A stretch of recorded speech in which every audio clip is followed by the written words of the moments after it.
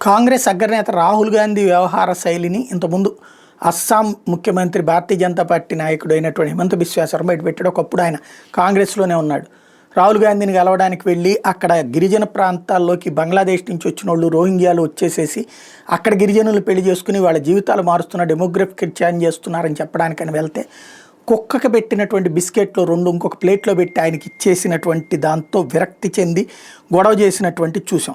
ఆయన బయటకు వచ్చేయడం చూసాం. ఇప్పుడు అదే హిమంత బిశ్వ శర్మ మరొక రహస్యాన్ని బయట పెట్టుకొచ్చారు. మన్మోహన్ సింగ్ హయాంలో పులోక్ చటర్జీ అనేటటువంటి వ్యక్తి ఉండేవాడు. ఆయన మన్మోహన్ సింగ్కి సోనియా గాంధీకి మధ్య అనుసంధానకర్త. మన్మోహన్ సింగ్ ఏ ఫైళ్ళ మీద సంతకం చేయాలో సోనియా గాంధీ ఆయన ద్వారా ఇచ్చి పంపిస్తుంది. అవి తీసుకెళ్ళి ఆయన చేత సైన్ చేయించుకొచ్చేటటువంటి పని. అది ఓ రబ్బర్ స్టాంపు చేసినట్టే ఆమె పంపించిన ప్రతి ఫైల్ మీద సంతకం పెట్టాడు మన్మోహన్ సింగ్ అన్నటువంటి కొత్త నిజాన్ని బయటపెట్టారు.